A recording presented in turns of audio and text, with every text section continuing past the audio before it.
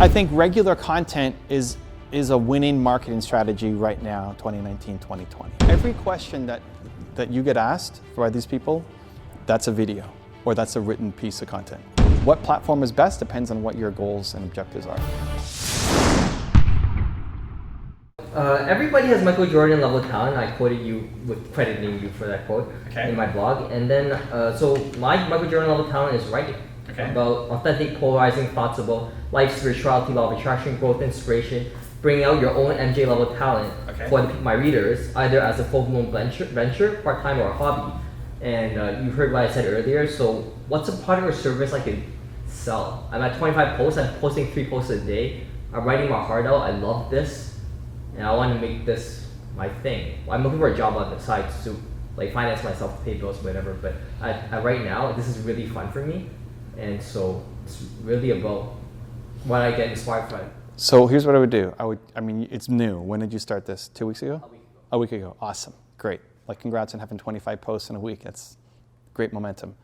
I would not just be posting to your blog. I would take pieces and post it to Instagram and post it to Twitter and cut it up. And what I would love to do is start getting feedback. Like, if he's going to open up his gym, it's based off of feedback. Like, how long you been in the industry? 12 years? 15 years? The best thing you can do is start posting content so that people then ask you questions that then lead to paid coaching, that then you're working with them one-on-one to discover how you can then help them more with products or services. Like, he started by doing personal training, and you're working with people one-on-one and helping them. And then somebody comes and says, I broke my neck in 2 spots. How do I fix it? He's like, well, I don't know. Let me research it and figure it out, right? And now he's adding to his skill sets. For him to open up this gym now, it's based off of all of this experience of working with people and helping them, right? And getting paid to do it. So that should be your first step. Snippets into Instagram, Facebook, Twitter, like start marketing on different platforms. I could get my tech guy to do this while I just focus on the content. Long form on your blog, on your website. Short form to all the different platforms, right? Like Twitter, you're gonna take a highlight quote, right? 1 or 2 lines. Instagram, you can write a little bit more in the caption. But you need people to respond to it. You need people reacting to it. You need people to say, hey, how do I do X, Y, Z? Hey, can I hire you to do this? So that you turn the content into a coaching business, and then the coaching gives you the data to be able to go off and create something bigger, whether that becomes... So I need a coaching business, a one-on-one thing. One-on-one. You gotta work with people one-on-one before you can sell to the masses. Because your product's gonna miss. Oh. True. So I need feedback, snippets, coaching one-on-one, and so I guess I have to figure out how to do like Skype or Zoom or something like whatever, you figure it out. Figure it out. Okay, yeah. And that's the process. How do you think things should be different on LinkedIn, let's say from Instagram or Facebook? LinkedIn is typically a more business-oriented audience. So you have to figure out how does your message relate to somebody who's in business, right? So he's making content for his trainers that are gonna be at his gym. He should make content around business travel. How do you work out when you're on the road? How do you if you have stiffness from sitting on an airplane all day long, how do you solve it, right? How do you stay consistent? All the things that might relate to more of a business person than talking about how to heal from a neck injury. It's not that it's not interesting, but LinkedIn is just a platform more for people who are in the business world. So you're taking your message and seeing how does it fit for that audience. LinkedIn is special in that it's more business. I think if you're going Twitter, it's everybody. Instagram is pretty much everybody. YouTube is almost everybody. So the advice for him was he's writing long form on a blog. Take that content and split it up. The LinkedIn stuff should be more business focused, but otherwise it should be like one-liners for Twitter, paragraphs or 2 for Instagram. What are you making? What's the content you're trying to create? I haven't figured it out yet. Okay.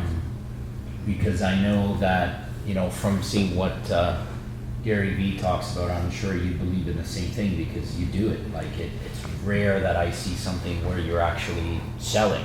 So I have to add value to my audience. I just haven't figured out how. Well, how do you add value to your customers? So my main role in my business is number one, helping people to figure out, if the point they're at in their life, it makes sense to start a business. right? That's step one. But a franchise, right? Yeah, Yeah. and if their skills and their goals and needs fit into one of the companies that I have to offer, it's Right. about 250. So that's the content that you make. Okay, how to find the right business? Yeah. How to figure Every out- question that you get asked by these people, that's a video or that's a written piece of content. So LinkedIn would be more about how to transition from working a job that you don't like to owning your own business as a franchisee, and how to figure out timing, budget, figuring out what franchise to get into. Somebody who wants to make a career transition, that's a great piece of content, either video or written for LinkedIn.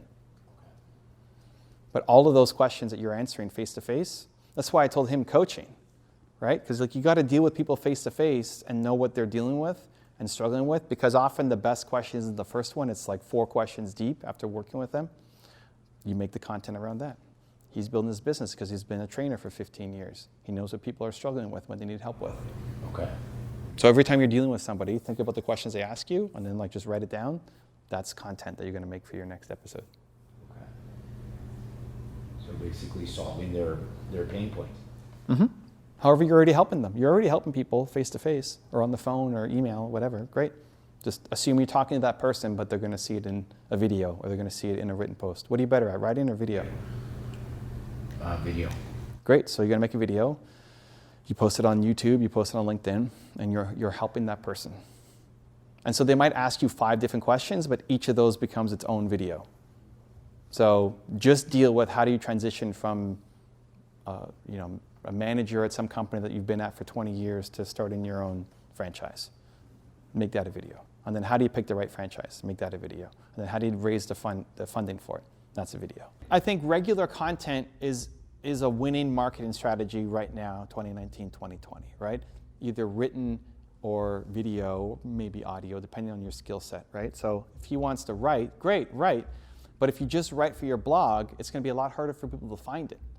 Where if you write long form for your blog and then split it up and put one-liners on Twitter and paragraphs on Instagram and create more content around it, you can amplify your brand a lot faster, right? So for her to make videos, if she made a 10-minute video every day and then cut pieces of it and put a little clip to Instagram and a clip to Twitter, it allows her to amplify her brand.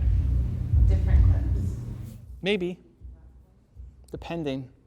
Twitter and Instagram video are not that different. Written, it is. Written, you're limited on. Twitter video, I think it's 45 seconds. Instagram is 1 minute. Or you do IGTV, which is long form. But the content that would win on Instagram versus Twitter is not all that different. So if it's 45 seconds, you can use it to both. I'll put my videos to both. I also don't talk a lot about trending or news cycle stuff. One of the biggest fights I had with my agent when we first started working together is like, what's your view on Trump? And what's your view on this? Like, I don't know. I don't know what's trending. Like whatever's in Twitter right now, I don't know. Like what did Kim Kardashian say yesterday? I don't follow it and I have no opinion on it. So for me to get an opinion of it, I have to do tons of research because I want it to be a thoughtful opinion, not just a knee-jerk reaction to something that happened, right? And so as a result, I'd rather not spend the time doing that. So the stuff I do is more evergreen. But it's more choice. You could blow up.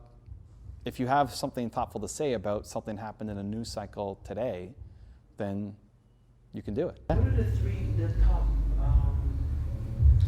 social media platforms that are working excellent right now? Depends on who you're trying to target and what your model is, right? YouTube is, I think, the best, but it's the most long-term platform because whatever you make in 5 years is still giving you views and attention, subscribers, where none of the other platforms will. But YouTube is a global audience.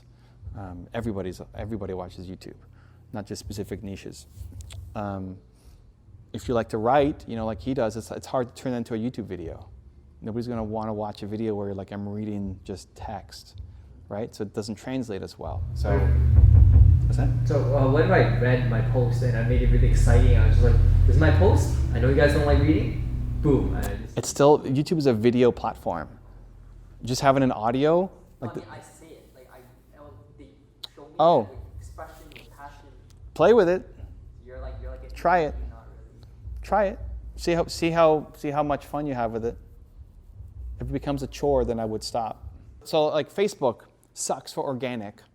If he writes a post on Facebook and posts it, it's going to go nowhere. Organic is garbage. But for advertising, it's the best. Right? Because if he's launching his gym and he wants to advertise to 25-mile radius, 10-mile radius outside of his gym in Barrie, Facebook should be all he's focused on for advertising. But posting organic to Facebook's not going to go anywhere. Right? Same thing. Videos organic won't go anywhere. But video ads, especially if he has a trainer who specializes in arthritis, you could target people who have arthritis who are within 10 miles of his gym and say, we have a trainer who focuses on arthritis. And retarget them. Yeah, and there's a video, right? A video of that person saying, hi, I'm Susan. I'm a specialized personal trainer to help you with arthritis.